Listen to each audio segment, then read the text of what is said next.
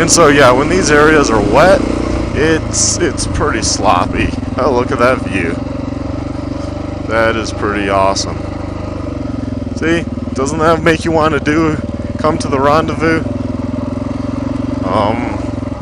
The base camp where we're doing it, the hotel is pretty well sold out.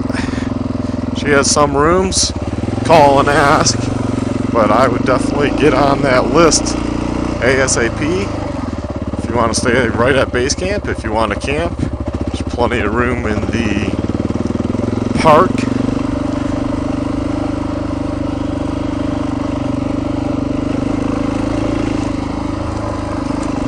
Well, so far I like this little, I guess, entry point into the forest. Got those water crossings. Nice area. Good views.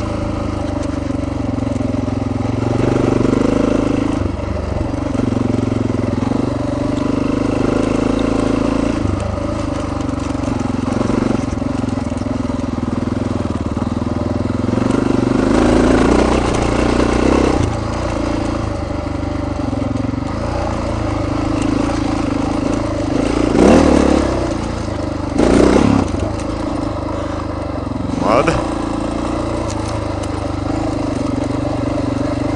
I'll cross back over. Ride this ridge. There we go. Yeah, the side-by-side's really... And I'm not hating on side-by-sides, but they do tear up the trails a lot more than motorcycles. Go around that.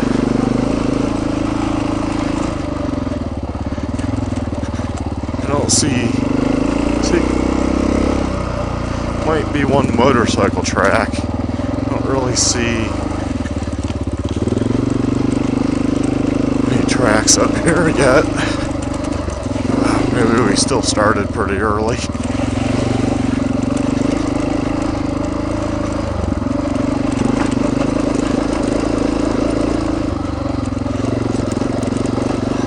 So yeah, now it's really rocky. Definitely would be more of a challenge for a big bike.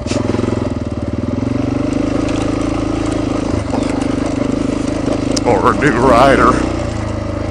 Because you're not used to the rocks. And they do kind of wear you out.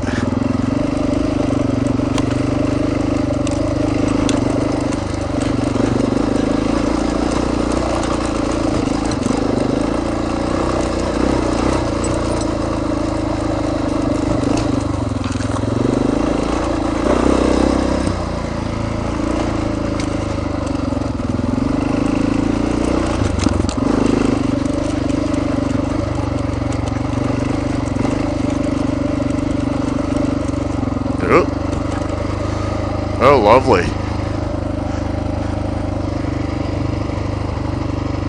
Well, the unknown. Yeah, it was a little deep, but it was solid.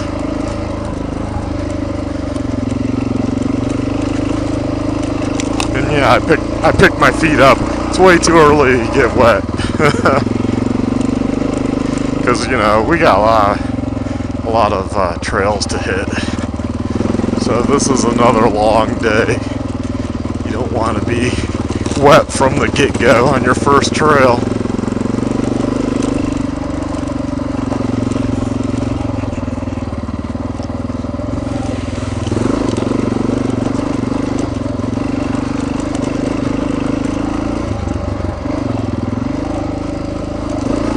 Guess I can put in my mirror. Don't want to break it. I think they're like $30. Ooh, that's a rocky climb. Okay, now large adventure bikes would definitely be having more of an issue. Even better riders. So they might actually want to go in the Yellow Jack Pass entry point.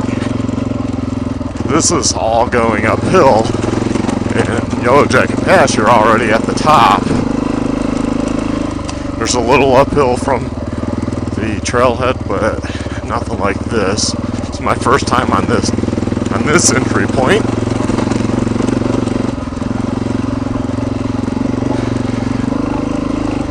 Once we get up here, there's tons of trails. I think the whole, well, from way out here, the whole route loop, I would guess, if I were to, we just do just a loop and not even any of the in-between stuff, I would guess is like 130 miles, because I think it was like 120 or 110, something like that. And I did have my gas.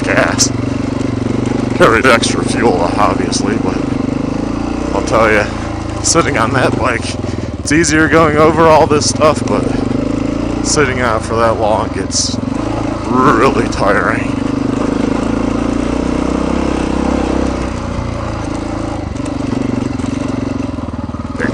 It's got really rocky. I'd say for motorcycles, this is a harder entry point into the forest.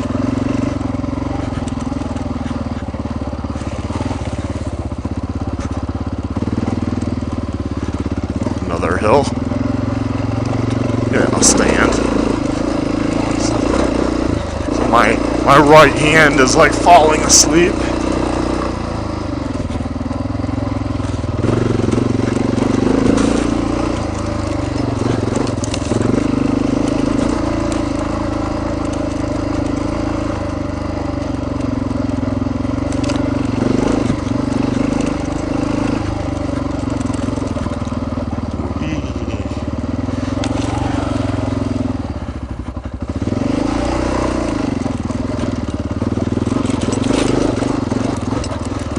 Hopefully, yeah, Richard's back there. Busy talking, forgot to make sure he's behind me.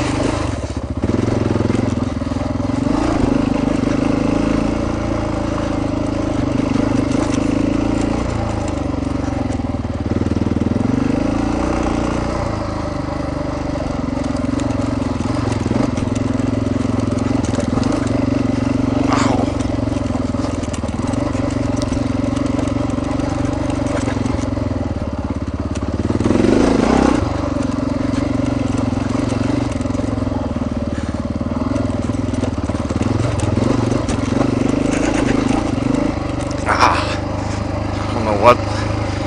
Got a bee or something?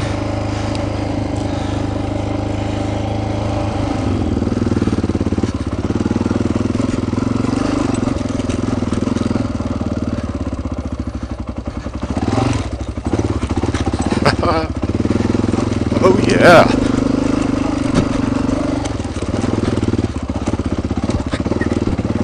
Just tool on up.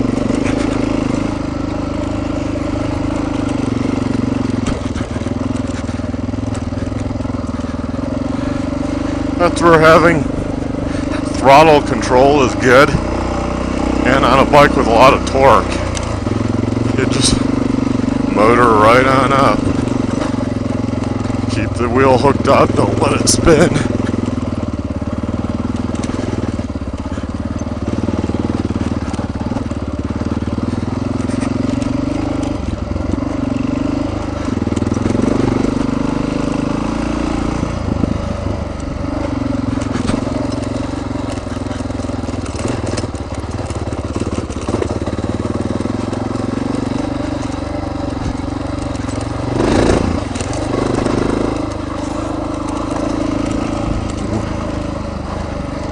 Get that front wheel up. It's up when they're that big.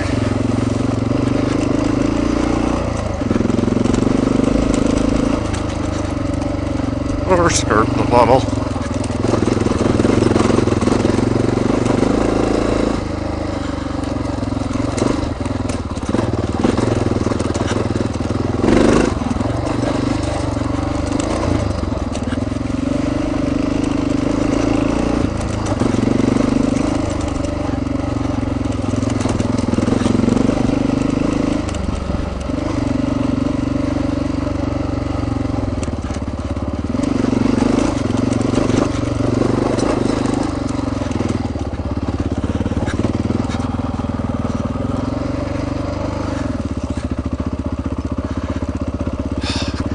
Why do I get the bugs that fly into my ear?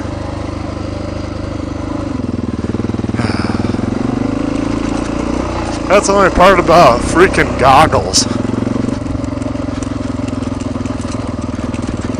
There's always like the bug flies, you know, into your head area, or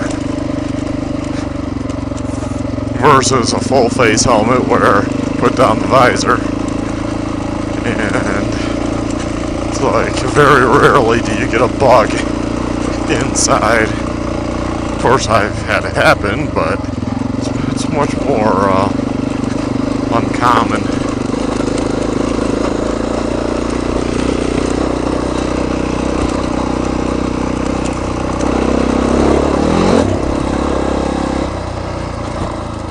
There's a deer up there, I think. Yep.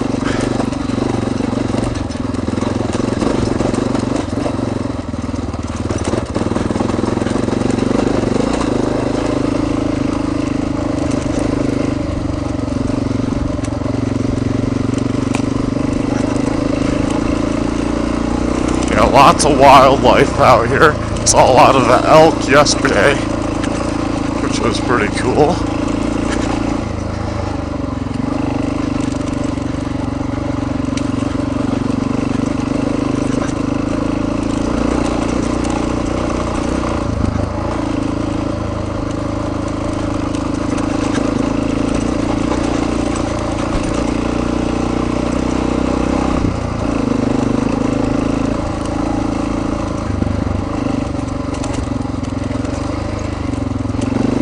So you're probably wondering, well, why didn't he record yesterday in the mud pit? Well, Richard is doing the recording for Trail Taker, and although I think he's up to like 5 batteries, and then my 2 would make it 7, plus all our memory cards combined. And being our first outing, didn't quite know how long the batteries would get us through, so I was saving my two batteries. Now we know pretty much batteries he has will cover all day. Yeah, I don't think he had a problem. No, he was able to talk the whole time with the SENA SMH-10R comm, but yeah.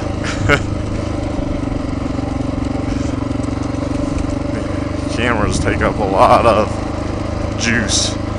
I think I'm gonna have to, I'll recheck the map. I know this is the main, yeah, I know where I'm at.